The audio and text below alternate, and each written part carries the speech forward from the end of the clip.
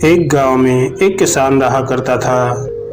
वह खेती करके अपना जीवन निर्वाह करता था, मगर वह अपने आप से बहुत दुखी रहता था। उसे खेत में कभी बाढ़ आ जाए, कभी आंधी आ जाए, कभी सूखा पड़ जाए, कभी धूप आ जाए तो कभी ओले पड़ जाएं। हर बार कुछ न कुछ भगवान से वो कहता रहता, क्योंकि उसकी फसल हर बार खराब हो जाती थी। एक बार बड़ा दुखी होकर उसने भगवान से बोला, प्रभु, आप तो अंतर्यामी हो, आप सब जानते हो, मगर मुझे लगता है आपको खेती बाड़ी की ज़्यादा जानकारी नहीं है। फिर किसान बोला, प्रभु, मुझे एक बार मौका दीजिए, जैसा मैं चाहूँ वैसा मौसम करूँ, फिर आप देखना कैसे अन्न का भंडार भर दूंगा। फिर भगवान मुस्कुराए।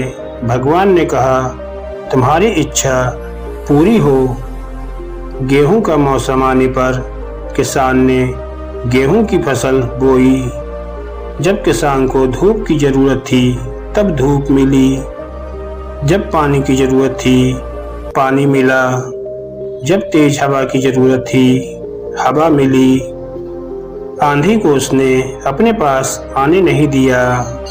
जब समय बीता, फसल बड़ी हुई और किसान बहुत खुश हुआ, क्योंकि इस बार उसकी मर्जी से मौसम में बदलाव हुआ था।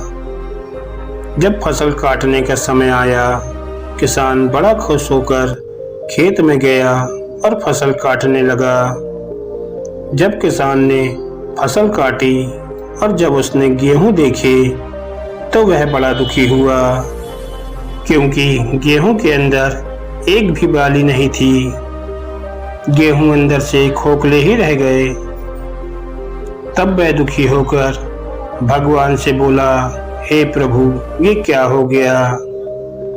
तब भगवान बोले, यह तो होना ही था। तुमने पौधों को जरा भी संघर्ष का मौका नहीं दिया, न तेज धूप में उनको तपने दिया, न ही तुमने पौधों को ओलों और आंधी से लड़ने दिया। भगवान बोले, पौधे खोखले इसलिए रह गए, जब आंधी आती है, तेज बारिश होती है, ओले गिरते हैं, तब पौधा अपने बल से खड़े रहते हैं। वह अपना अस्तित्व बचाने का संघर्ष करते हैं।